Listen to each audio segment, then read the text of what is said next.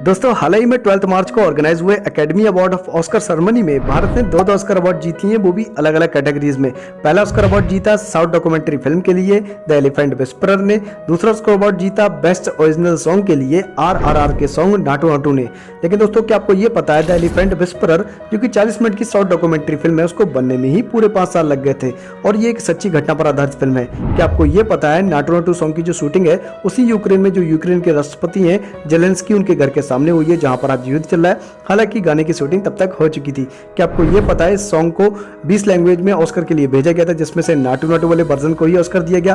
क्या आपको ये पता है जो उसके म्यूजिक कंपोजर हैं MM कीरवानी जी, वो उन्होंने बॉलीवुड में भी बहुत सारे हिट सॉन्ग्स को कंपोज किया है, जैसे कि गली में आज चांद निकला, आबी जा, खूबसूरत है इतना, कभी शाम ढले तो दिल में आ जाना, ऐसे बहुत सारे हिट सॉन्ग्स को उन्होंने कंपोज किया। लेकिन उनके जीवन में एक ऐसा समय आया था कि वो सन्यासी बन गए थे, क्योंकि उन्हें ये लगने लगा था कि उनकी असमय मृत्यु हो जाएगी। उन्होंने इसके लिए लोगों से मिलना जुलना, घर से बाहर निकलना, सब कुछ बंद कर दिया था। क्या आपको ये पता है जो उसके डांस कोरियोग्राफर हैं प्रेम रक्षित जी, वो एक टाइम में सुसाइड करने वाले थे। क्या आपको ये बात पता है कि बेस्ट ओरिजिनल सॉन्ग के लिए जो म्यूजिक डायरेक्टर हैं ये पहले म्यूजिक डायरेक्टर नहीं है जिनको ऑस्कर दिया गया हो। इससे पहले भी हमारे भारत के एक म्यूजिक डायरेक्टर को ऑस्कर मिल चुका है। हालांकि वो फिल्म जो थी वो ब्रिटिश फिल्म थी, इसलिए उसका ज़्यादा जिक्र नहीं होता है। ऐसी बहुत सारी कहानियाँ जो कि अधूरी हैं आप लोगों को बिना बताए, और इन दोनों ने अलग अलग कैटेगरीज में ऑस्कर जीत कर हमारे भारत का मान सम्मान बढ़ाया है, हमारे भारत को गौरव और भी ज़्यादा ऊँचा किया है। और इन दोनों ने अलग अलग कैटेगरीज में ऑस्कर का सफ़र कैसे तय किया, ये सब कुछ जानना भारत के नागरिक होने के नाते आप लोगों के लिए बेहद जरूरी है दोस्तों। इसलिए दोस्तों बहुत सारी रोचक बातें मैं आपको इस वीडियो में बताऊंगा दोस्तों। इस वीडियो को ज़्यादा से ज़्यादा शेयर कीजिएगा दोस्तों। तो हेलो दोस्तों, मैं हूं आपका host Suraj Kohli, welcome back to my channel और आप देख रहे हैं कोहली फोटो 6। और दोस्तों अगर हमारे चैनल पर पहली बार आए हो तो वीडियो को लाइक करके चैनल को सब्सक्राइब करके नोटिफिकेशन बेल आइकन को प्रेस कर लें, ताकि आपसे कोई भी अपडेट मिस ना हो और ऐसे वैल्यूएबल कंटेंट आपको हमेशा मिलते रहे। तो चलिए दोस्तों बिना देर करे शुरू करते हैं आज की इस वीडियो को। सबसे पहले बात करते हैं द एलिफेंट विस्परर की। एक 40 मिनट की शॉर्ट डॉक्यूमेंट्री फिल्म है और इस फिल्म को डायरेक्ट किया कार्तिकी गोंजाल्विस ने, प्रोड्यूस किया है गुनीत मोगा ने। और ये फिल्म जो है वो सच्ची घटना पर आधारित है। तमिलनाडु के मधुमलाई नेशनल पार्क के एक व्यक्ति बोमन और एक लेडी बेली और एक हाथी का बच्चा जिसका नाम दिखाया है रघु, उसके ऊपर इस फिल्म को क्यों ऑस्कर दिया गया, इस फिल्म में क्या है ऐसा खास, थोड़ा सा मैं स्टोरी के जरिए आपको एक्सप्लेन करता हूँ। दोस्तों होता है क्या है कि तमिलनाडु के मधुमलाई नेशनल पार्क में ही एक हाथियों का झुंड जो है वो खाने की तलाश में जंगल से दूर निकल आता है और गांव की ओर बढ़ता है। वहां पर इलेक्ट्रिक वायर के करंट लगने की वजह से एक हथनी की मृत्यु हो जाती है और उसका बच्चा जो होता है वो अपने झुंड से बिछड़कर जंगल में भटक जाता है। उसके बाद मधुमलाई नेशनल पार्क में ही थपाकड्डू नाम का एक एलिफेंट कैंप दिखाया गया है जो कि हाथियों को रेस्क्यू करता है और हाथियों की देखभाल करने का जिम्मा लेता है। वो लोग इस बच्चे को रेस्क्यू करके लेके आते हैं। उस वक्त जो हाथी का बच्चा होता है वो काफ़ी बुरी कंडीशन में होता है, उसको चोटें लगी होती हैं, घायल होता है, उसके जख्मों में कीड़े पड़ गए होते हैं। वो काफ़ी दिन तक देखभाल करते हैं लेकिन फिर भी वो हाथी का बच्चा जो होता है वो ठीक नहीं होता है। कैंप के लोग डिसाइड करते हैं कि इस बच्चे को वो कट्टू नायंकन आदिवासी समुदाय के एक व्यक्ति बोमन और एक लेडी बेली को दे देंगे, जिसके पति को जो है वो बाघ ने मार दिया होता है और उसकी जो बेटी है वो घर में जल के खत्म हो गई होती है बेली की। तो ये दोनों जो होते हैं वो अपनी जिंदगी में काफी अकेले होते हैं, उनको देने का डिसीजन लेते हैं कैंप के लोग और बोमन बेली भी इसकी जिम्मेदारी उठाने के लिए तैयार हो जाते हैं। हालांकि बोमन और बेली की जो आर्थिक कंडीशन होती है वो काफ़ी ज़्यादा खराब होती है, फिर भी वो पालन पोषण का जिम्मा ले लेते हैं इस बच्चे का।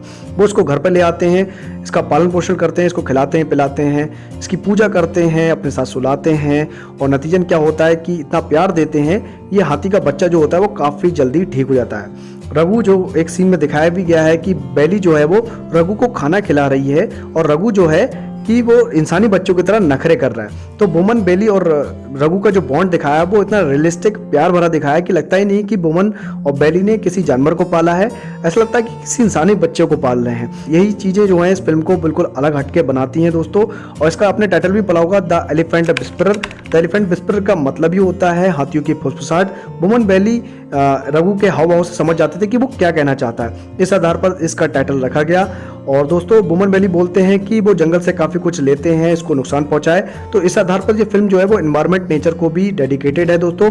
और फिल्म में जो है वो मधुमलाई नेशनल पार्क की खूबसूरती को काफ़ी अच्छे तरीके से दर्शाया गया है और भी जानवरों को इसमें सीन जो है वो उसमें डाले गए हैं जो कि काफ़ी ज़्यादा रियलिस्टिक लगते हैं। आप इस फिल्म को देखेंगे तो आपको लगेगा नहीं कि कोई फिल्म देख रहे हैं। रघु और बोमन बेली की कहानी दिखाई गई है इसमें दोस्तों, और वो भी काफ़ी अच्छे तरीके से।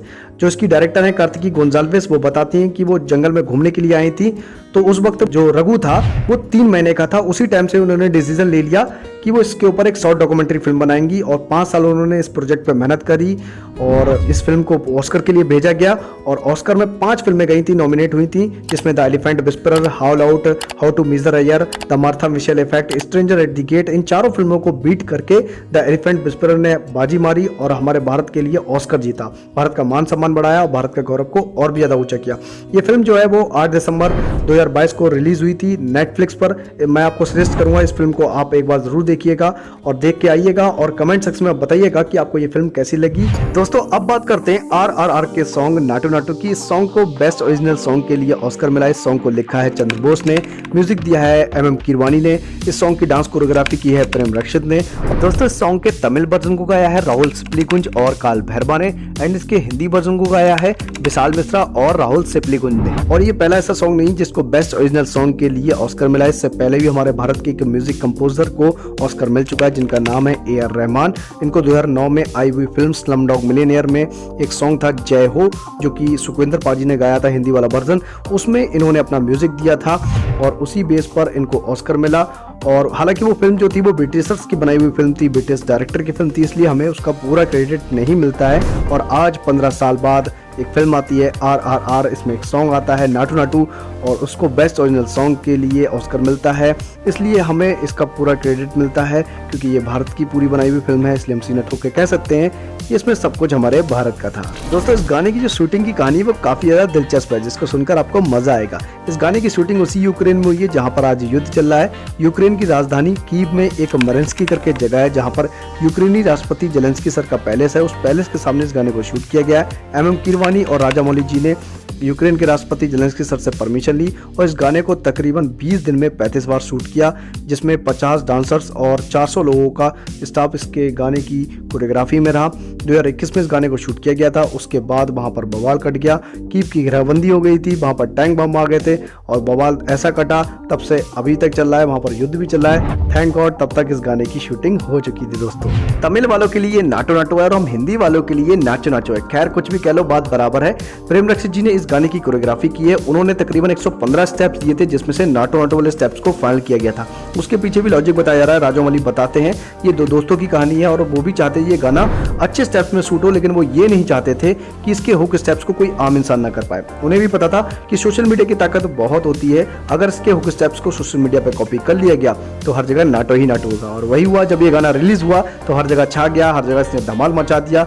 वर्ल्ड के कंट्रीज के लोगों ने इसके हुक स्टेप्स को कॉपी करके वीडियोस बनाई, रीलें बनाकर डालना शुरू की और इस गाने को और भी चीजें खास बनाती हैं, जैसे कि जूनियर NTR का और रामचरण का इसमें जो कोऑर्डिनेशन है, एनर्जी लेवल है, वो बिल्कुल आउटस्टैंडिंग है और वही चीज इस गाने को यूनिक बनाती है। और तो और ये गाना जो है हमारे भारत के कल्चर को दर्शाता है और इसीलिए भी ये गाना जो है वो बहुत ज्यादा खास है। दोस्तों इस गाने का जो लिखने से लेकर बनने तक का सफर है वो टोटल 20 महीने का रहा है। सोचिए दोस्तों, ये आपको इतना आसान लगता है ना नाटो नाटो, वो इतना आसान नहीं रहा है दोस्तों।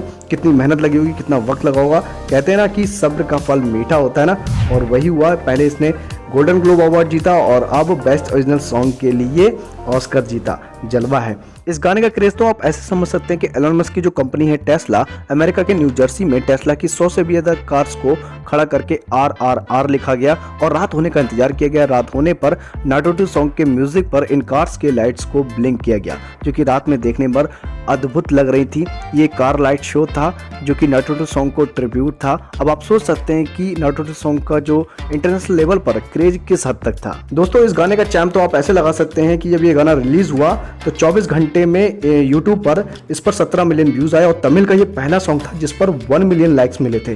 टोटल ओवरऑल जब 5 भाषाओं में यूट्यूब पर इस गाने को डाला गया तो 35 मिलियन व्यूज आए थे और अभी ही हिंदी वाले वर्जन पर ही 298 मिलियन व्यूज हैं और तकरीबन 3 मिलियन लाइक्स हैं और तमिल वाले पर 148 मिलियन व्यूज हैं और तकरीबन 2 मिलियन के करीब लाइक्स हैं। सोचिए कितना क्रेज है इस गाने के लिए अभी भी। दोस्तों ये तो कहानी हो गई गाने के बनने तक की और अब मैं कुछ और कहानी आपको बताऊंगा जिसको जानकर आप कहोगे यार ऐसा भी होता है। जो इसके म्यूजिक डायरेक्टर हैं MM कीरवानी जी, उन्होंने बॉलीवुड में भी बहुत सारे हिट सॉन्ग्स को कंपोज किया, उन्होंने अपना म्यूजिक दिया है, जैसे कि कभी शाम ढले तो दिल में आ जाना, गली में आज चांद निकला, आ भी जा, खूबसूरत है तू इतना, ऐसे बहुत सारे हिट सॉन्ग्स को उन्होंने कंपोज किया है, अपना म्यूजिक दिया है और वो बहुत ज़्यादा हिट भी रहे। लेकिन दोस्तों इनकी लाइफ में एक ऐसा मूवमेंट आया कि वो एक टाइम के लिए सन्यासी बन गए थे, क्योंकि उन्हें ये लगने लगा था कि उनकी असमय मृत्यु हो जाएगी। और दोस्तों वो टाइम था इनका जब इनकी पत्नी जो थी शिवल्ली वो गर्भवती थी और उनके धर्मगुरु ने कहा था कि 1.5 साल का जो टाइम पीरियड है वो तुम्हारे लिए बहुत ज़्यादा खतरनाक है, तुम लोगों से मिलो जुलो मत, घर से बाहर मत निकलो। और वही वैसा ही किया इन्होंने। और ये जब भी कुछ करते थे तो पहले गुरुजी से पूछते थे, फोन उठाते थे तब भी गुरुजी से पूछते थे, सड़क पर पैर रखते थे तब भी गुरुजी से पूछते थे। सोचिए इतनी आस्था थी अपने धर्मगुरु के प्रति। और ये नॉर्मल तब हुए जब इनका बच्चा हो गया और तब जाके वो 1.5 साल का इन्होंने टाइम पीरियड खत्म किया। उस बीच में इन्होंने कुछ गाने भी कंपोज किए वो, लेकिन वो किसी और के नाम से किए, मार्क दामी करके कोई बंदा था उसके नाम से कंपोज किए। लेकिन हाँ इन्होंने ये टाइम काटा ऐसे करके कि इनके लाइफ में ऐसा मूवमेंट था। सोचिए आज भी लोगों के अंदर किसी के बात के प्रति इतनी आस्था है। तो इस गाने के जो डांस कोरियोग्राफर है प्रेम रक्षित जी, वो भी एक टाइम में सुसाइड करने वाले थे। वो टाइम था 1993 का। इनकी फैमिली में डिस्प्यूट होता है, इनकी फैमिली आर्थिक तंगी से जूझ रही होती है, सड़क पर आ जाते हैं ये लोग।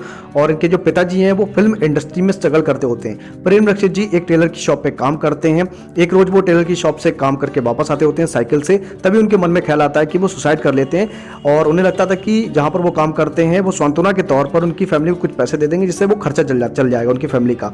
तभी उनके मन में ख्याल आता है कि जिस साइकिल से वो वापस आ रहे हैं वो साइकिल भी तो किसी और की है, अगर ये साइकिल वापस नहीं लौटाई तो वो बंदा हमारी फैमिली को परेशान करेगा। वो साइकिल को वापस लौटाने के लिए वापस जाते हैं, तभी उनके पिताजी का कॉल आता है उसी वक्त और पिताजी बताते हैं कि एक गाना मिल गया है। तभी प्रेम रक्षित जी जो सुसाइड का मन है उसको बदल देते हैं, वही इनकी कंडीशन सुधर जाती है। लेकिन प्रेम रक्षित जी का जो कैरियर था वो तब शुरू हुआ था, एक छत्रपति फिल्म आई थी जिसमें जूनियर NTR थे, वहां पर ये जाते हैं अपनी प्रतिभा को दिखाते हैं, लोग इनकी प्रतिभा को पसंद करते हैं और वहीं इनकी मुलाकात होती है SS राजामौली जी से। और सोचिए दोस्तों कहानी में बदलाव आता है और चक्र बदलते बदलते आता है RRR का। और आज इनके सिखाए हुए स्टेप्स वर्ल्ड के सभी लोग कर रहे हैं। सोचिए दोस्तों जिंदगी का एक स्टेप्स कहां से कहां लाकर हमको खड़ा कर देता है। और अंत में दोस्तों अब जानते हैं इस फिल्म से जुड़ी कुछ इंटरेस्टिंग बातें।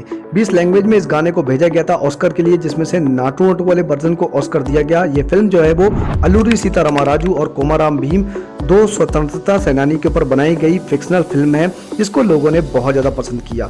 भारत में अब तक की सबसे महंगे बजट की फिल्म है। इससे महंगे बजट की फिल्म अब तक भारत में नहीं बनी है और अब तो इससे ज़्यादा प्रचलित भी कोई फिल्म नहीं है। इस फिल्म का जो बजट था वो 550 करोड़ का था, जिसमें इसने ओवरऑल वर्ल्ड वाइड कलेक्शन में 1200 करोड़ रुपए कमा के दिए।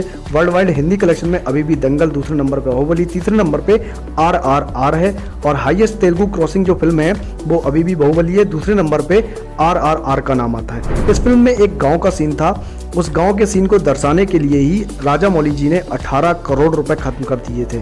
उस सेट की क्या भव्यता रही होगी ताकि जो कुछ भी लगे उस सीन में वो रियलिस्टिक सा लगे, ओरिजिनल सा लगे, आप सोच सकते हैं। इस फिल्म में एक सीन और था जिसमें रामचरण का जो ओपनिंग सीन था, जिसमें वो लोगों की भीड़ में कूदते हैं, सबको मारते हैं और एक बंदे को लाके अंग्रेजों के सामने पटक देते हैं। उस सीन को दर्शाने के लिए ही करीबन 32 दिन का टाइम लग गया था और सीन को दर्शाने के लिए केवल 40 करोड़ रुपए खत्म कर दिए थे राजामौली जी ने।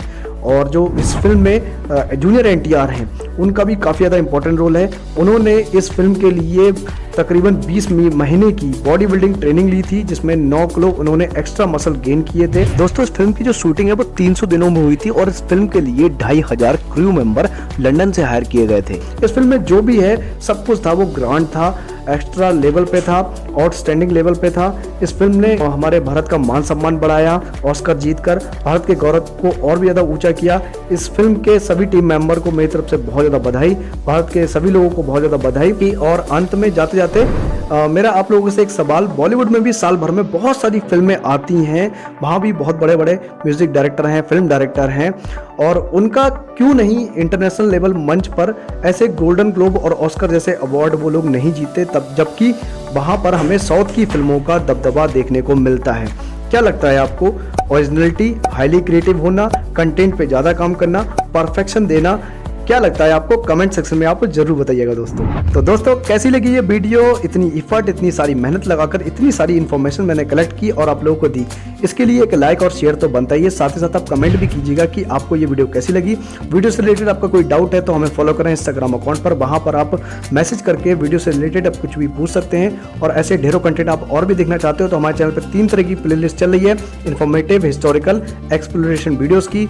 और हमारे चैनल पर विजिट करो, उन प्लेलिस्ट पे जाकर उन वीडियोस को एक बार जरूर वॉच करना। मैं आशा करता हूं कि ये वीडियोस आपको लोगों को बहुत अच्छी लगेंगी, और अच्छी लगे तो हमारे चैनल को तुरंत सब्सक्राइब करना। और दोस्तों इन प्लेलिस्ट का जो लिंक है मैंने डिस्क्रिप्शन में भी दे रखा है दोस्तों। बाकी दोस्तों मिलते हैं किसी नेक्स्ट वीडियो के साथ, तब तक के लिए जय हिंद, जय भारत, टाटा, बाय बाय।